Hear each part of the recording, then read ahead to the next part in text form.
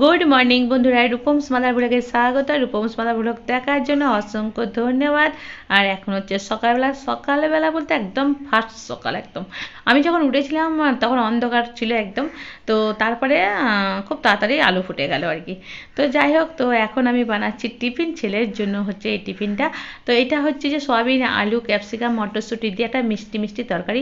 তার মধ্যে দিয়ে দিলাম নারকেল কোড়া। তো এই তরকারিটা দিয়ে রুটি, পরোটা, লুচি খেতে কিন্তু ভীষণ ভালো লাগে। আর এদিকে হচ্ছে ফুলকপি, গাজর আর পেঁয়াজ এসব ভাজা। তো মটরশুঁটিও দিয়ে দেবো। তো যাই হোক, এটা হচ্ছে পিন্টুর জন্য। আর তারপরে করে নিচ্ছি রুটি, কারণ ছেলে নিয়ে যাবে রুটি সবজি। রুটি নিয়ে যাবে দুজনায়।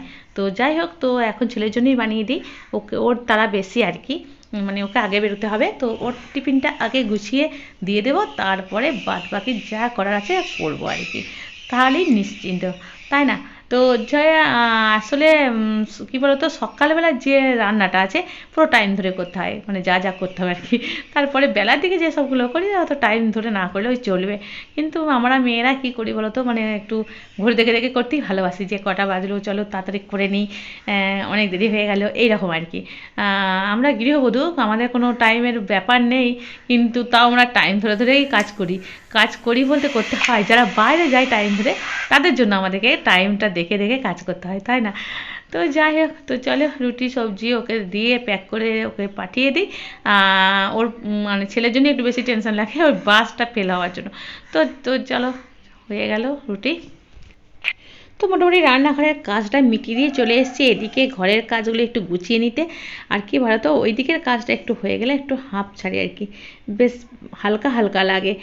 ওইটা একটু চাপের কাজ, চাপ মানে দায়িত্বের কাজ বলতে পারো, মানে টাইম দিতে হবে আর কি। তো যাই হোক, তো বিছানা টিছানা গোছাতে এলাম। আর একটা প্রজাপতি দেখলে, প্রজাপতিটা কাল থেকে রয়েছে এই ঘরের মধ্যে। তো বিছানায় বসে থাকছে তো থাকছেই, বা অন্য কোথাও বসে থাকছে তো থাকছেই। তো যখনই সেটাকে ধরতে যাচ্ছি সেটা উড়ে পালিয়ে যাচ্ছে। তো এইভাবেই পালিয়ে গেল, দেখলে তো ধরতে গেলাম আর উড়ে পালিয়ে গেল।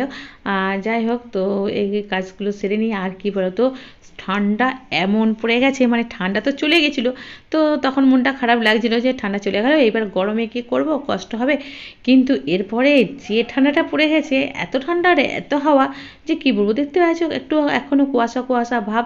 তো অনেকটা তাও বেলা হয়েছে, তাও দেখো রোদ্দুরটা উঠেছে কিন্তু কুয়াশা কুয়াশা ভাব, আর ঠান্ডা আছে দুর্দান্ত। তো আমি দেখো এতটা বেলা হয়েছে তাও মাথার ঢাকাটা খুলতে পারিনি, তার কারণ হচ্ছে ঠান্ডা প্রচণ্ড করছে আর খুব হাওয়া। আর আমাদের ঘরটা আছে একদম মাঠের ধারে, আর পাহাড়ের সোজাসুজি আর কি। তো পাহাড়ি হাওয়াটা একদম সোজা এসে ঢোকে, কপাটটা খোলার জোরে আর কি। তো কোনো না কোনো কারণে কপাট খুলে যাচ্ছেই এদিক সেদিক, আর হাওয়া যা দিচ্ছে। তো কী বলবো, যখন সকালে উঠেছিলাম তখন তো একদম মানে কাঁপুনি দিয়ে দিয়েছিল, মানে মানে ট্যাঙ্কির জলটাই হাত দেওয়া যাচ্ছিলো না। তো কিছু করার নেই, হাত তো দিতে হবে। আর এর আগে যে ঠান্ডাটা পড়েছিল, তো তখন তো আমার হাতের আঙুলগুলো পর্যন্ত ফুলে যাচ্ছিলো। তো তারপরে হঠাৎ করে গরম পড়ে গেল, যে বৃষ্টিটা একটু হলো, তারপরে তো বেশ একটু আরাম লাগছিলো, যে গরম পড়ে গেল আনন্দ লাগছিলো। কিন্তু ভয়ও লাগছিলো যে গরমটা কাটাবো কী করে, গরমে তো প্রচুর কষ্ট। তো আবার ঘুরে এসেছে ঠান্ডা, তো একদিক থেকে ভালোই হয়েছে।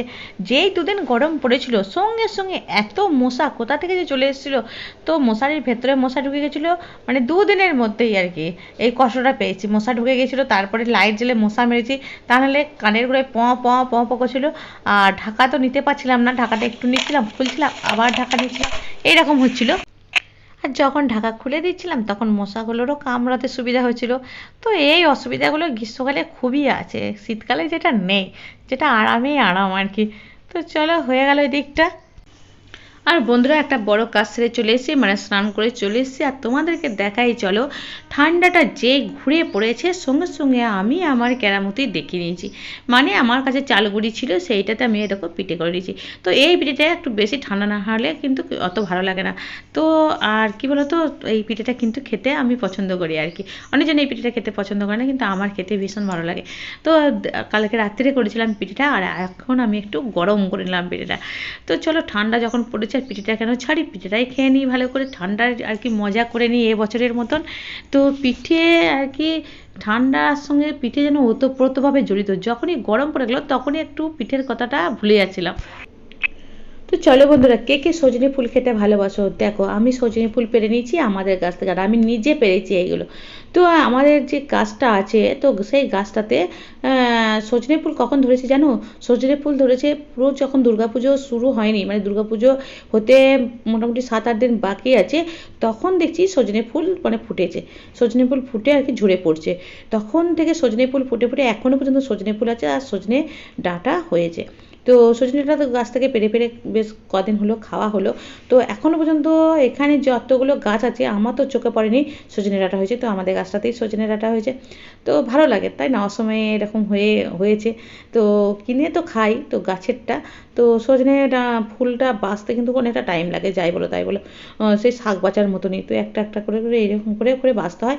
আর এই না যদি ভালো করে বাছি না, তো এই সজনে ডাঁটাগুলো চলে আসে, মানে ওই ছিট থেকে ওইগুলো চলে আসে, তো কষা কষা লাগে তাই না।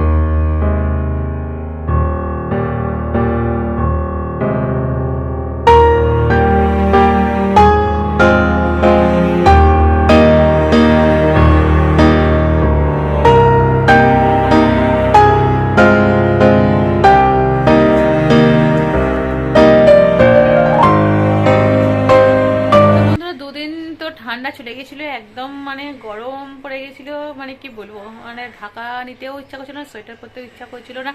কিন্তু দুদিন হলো এত ঠান্ডা পড়েছে যে কি বলবো, মানে যত হাওয়া দিচ্ছে তত ঠান্ডা। এত ঠান্ডা মানে পৌষ মাসে মনে হয় এরকম ঠান্ডা লেগেছিল, তো পৌষ মাসের মতনই ঠান্ডাটা লাগছে।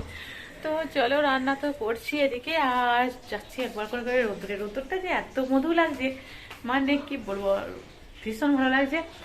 আর রান্নাটা করে নিই, আর রোদ্দুরে গেলে পরে চোখটা বন্ধ হয়ে যাচ্ছে, ঘুম ঘুম লাগছে আর কি, শীত ঘুম যেটাকে বলে তাই না। তো ঘুমানোর উপায় নেই, এখন এখন কি আর ঘুমাই, এখন হচ্ছে 12টা বাজছে, মানে পৌনে 12টা, এখন পৌনে 12টা বাজছে। তো চলো বন্ধুরা রান্নাটা সারি, আর লাইট ফাইট না জ্বালে দেখো কত অন্ধকার কেমন। আর বন্ধুরা এখন হয়ে গেছে সন্ধে, আর সন্ধে টন্ধে দিয়ে আর কপাট জানলা বন্ধ করে ভালো করে বসেছি আর কি। ঠান্ডাটা ভালোই লাগছে, একদম কনকনে লাগছে। তো যাই হোক, আর আমার ছেলে পেয়ে গেছে একটা ব্যাট গিফট, আর সেই ব্যাটটা নিয়ে ওর কী আনন্দ। তো যাই হোক, যার যেটা শখের জিনিস সে সেটা পেলে ওইরকম খুশি হয় তাই না। আমাদের যেটা শখের জিনিস সেটা যদি পেয়ে যায় তো সেরকমই খুশি হয়ে যাব। তো বন্ধুরা সন্ধে হয়ে গেছে, আর চলে এসেছি একটু মানে মুড়ি খাওয়ার জন্য, একটু বানাতে আর কি। দেখো কপি টপি নিয়ে বসে পড়েছি, কপি টপি সমস্ত কিছু নিয়ে এসে একটু মুড়ি খাবার কিছু বানাবো ভাবছি সন্ধ্যেবেলায়। তো এখন বাজছে পৌনে 7টা, তো পৌনে 7টা হয়েই গেল। টুকটাক কাজ ছিল, সেই কাজগুলো সারলাম। তো চলো এগুলো কাটাকাটি করি, একটু কাটাকাটি করে আর বানাবো। আর এখন কি বলতো, ছেলেও নেই আর পিন্টুও নেই, ওরা আসবে তো খেতে চাইবে কিছু কিছু বলতে কি মুড়ি খাবে। তো তো এটা বানাবো, তখন এলে মানে সব রেডি করে রেখে দেবো, আর আসবে যখন গরম গরম ভাজবো। বাঁধাকপির পকোড়া বা ফুলকপির পকোড়া খেতে ভীষণ ভালো লাগে তাই না শীতকালে। ব্যাপার হয়ে গেছে যে কি না ভালো লাগে তাই না আমাদের। তো বাঁধাকপির পকোড়াটা কিন্তু ভীষণই ভালো লাগে, তো চলো বানাবো। আর আমি দেখো কাটাকাটি করবার জন্য এই ঘরে চলে এসেছি। এই ঘরে আসার কারণ হচ্ছে একটুখানি সিরিয়াল দেখবো আর কি, সিরিয়াল দেখতে দেখতে আর কি কাটাকাটি করব, তাহলে সিরিয়ালটাও মিস হবে না। আর রান্নাঘরের মধ্যে কাটাকাটি করলে কি হয়, তো সিরিয়ালগুলো দেখতে পাবো না। তো এখন নেশা হয়ে গেছে 2-3টে সিরিয়ালের, আর সময়টা হচ্ছে এখন। তো ভাবলাম যে একটু তো সুযোগ আছে দেখার মতন, যে এগুলো তো এখানে কাটলেও হবে। তো চলে এলাম সেই জন্য এই চাকু টাকু নিয়ে এখানে। তো আমার কিন্তু বটিতে কাটতেই আমি বেশি আমার সুবিধা হয়, আমার চাকু টাকুতে কাটতে একটু অসুবিধা হয়, কারণ আমার অত অভ্যাস নেই চাকু টাকুতে কাটা। তো অল্প স্বল্প জিনিস আমি চাকুতে কেটে নিই। তো চলো দেরি হলেও কোনো ব্যাপার নেই, কারণ এখন একটু সিরিয়ালটাও দেখবো বসে বসে, আর এদিকে কাটাটাও হয়ে যাবে সেই জন্যই।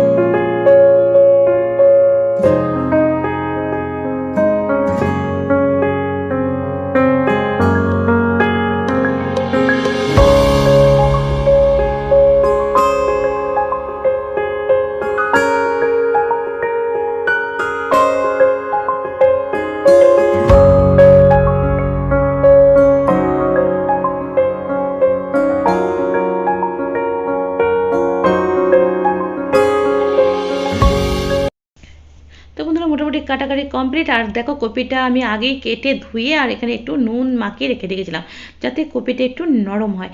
তো এইভাবেই করে, আমার মাও করে, আর কিন্তু খেতে দুর্দান্ত হয়, মানে এত ভালো হয় যে কি বলবো। বাঁধাকপির পকোড়া যদি করি তো আমাকে বলে বারবারই যে কপির পকোড়া করো, তো আমি কিন্তু খুব মাঝে সাঝে করি, খুব মানে একদমই কম। তো দিয়ে দিলাম বেসন আর তার সঙ্গে দিয়ে দিচ্ছি চালের গুঁড়ো। তো 2 চামচ চালের গুঁড়ো দিয়ে দিচ্ছি, মানে যতটা লাগবে আর কি সেই মতন। তো আমি যতটা বেসন দিয়েছি আর 2 চামচ চালের গুঁড়োতে আর কি মোটামুটি আমার হয়ে যাবে এটা মাখা। আর তার সঙ্গে আমি দিচ্ছি একটু চিনি। তো এইবার চলো মেখে নিই ভালো করে, এত ভালো করে মাখতে হবে যেন একদম নরম হয়ে যায়। আর কি বলতো, কোনো জল টল কিন্তু আমি দিলাম না, ওই বাঁধাকপির যে জলটা আছে সেই জলটাতে কিন্তু হয়ে গেল। এই দেখো খুব সুন্দর করে মেখে নিলাম, আর কতটুকু হয়ে গেলো দেখো কমে, মানে ভালো করে মেখে নিলে পরে একদম কপিটা কমে একদম এতটুকু হয়ে গেল। তো অনেকটাই কেটেছিলাম, তো যাই হোক একবার করেছিলাম তো বেশ কিছুদিন আগে, তো তখন আর কি ওদের কম হয়েছিল, তখন বলেছিল এরপরে যখন বাঁধাকপির পকোড়া করবে তো একটু বেশি করে করবে।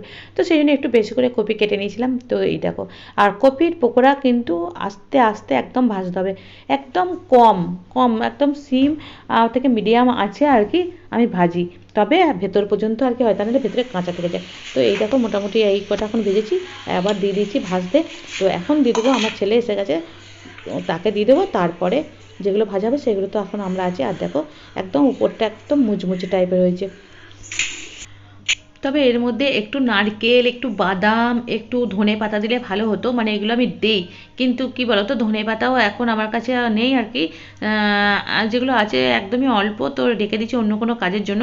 আর বাদামও আমার কাছে সেরকমভাবে নেই, আর নারকেলও নেই, তো সেই জন্যে এগুলো দিলাম না। তো বন্ধুরা আজকে তো সারাদিন ধরে চলছে, মানে প্রতিদিনই চলে এরকম খাওয়া দাওয়ার ব্যবস্থা মানুষের, মানে কি বলবো, মানে যত না প্রয়োজন তার থেকে বেশি খাওয়া দাওয়া আর কি করে ফেলে আর কি। তারপরে সেটা কি করে কি সমস্যার সমাধান হবে সেটা ভাবতে থাকে, সেটাই হয়েছে, তো কিছু করার নেই। তো রাত্রেবেলায় আমাদের ডিনার হচ্ছে, রাত্রেবেলা ডিনারে হচ্ছে রুটি, রুটি করে নিয়েছি, ওই যে ওইতে রুটি রয়েছে, তো ভাতও রয়েছে দুটি, অল্প ভাত, মানে ভাত নেয় অল্প অল্প করে সবাই রুটির সঙ্গে সঙ্গে। আর এখানে হচ্ছে চিকেন, তো আমাদের আজকে ডিনারে হচ্ছে চিকেন আর রুটি। তো দিনের বেলাতেও সেইভাবে কিছু রান্না হয়নি, সেইভাবে রান্না বলতে ওই সজনে ফুল তো হয়েছিল, আর তার সঙ্গে হয়েছিল পোস্ত, পোস্ত হয়েছিল। আর সেই জন্য রাত্রিবেলা হয়ে যাচ্ছে চিকেন, কিছু তো একটা করতেই হবে। এমন বাঙালিদের নিয়ম হচ্ছে, নিয়ম মানে এই বাঙালিরা হচ্ছে একবেলা যদি নিরামিষ খায় একবেলা সঙ্গে সঙ্গে আর কি মাছ ডিম মাংসে চলে যায়। তো চলো সে চিকেন হয়ে গেছে আজকে, আর চিকেন আমাদের হয়নি প্রায় 1 সপ্তাহ চিকেন হয়নি। রবিবারেও, আগের রবিবারে মানে যে গেল গত রবিবার, সেই রবিবারেও চিকেন হয়নি। তো চিকেন না হলে কি হয়, তাই না? তো সেখানে ঠান্ডাটাও বেশ পড়েছে, তো রাত্রে চিকেন আর রুটি ভালোই জমবে, তাই না? তো চলো বন্ধুরা চিকেন ওদিকে রান্না হোক। তো এখন বেজে গেছে প্রায় 9:45 মতন, তো চলো করি। আর আমাদের খেতে খেতে প্রায় 11টা সাড়ে 11টা বেজেই যায়, কোনো চাপ নেই, আস্তে আস্তে হবে, আর আমি আস্তে আস্তে আমার নিজের মতন কাজ করব। তো আজকের মতো বন্ধুরা এইটুকুই, আবার দেখা হবে একটা নতুন ভিডিওতে নতুন দিনে। তো ততক্ষণ তোমরা ভালো থেকো, সুস্থ থাকো, গুড নাইট, বাই বাই।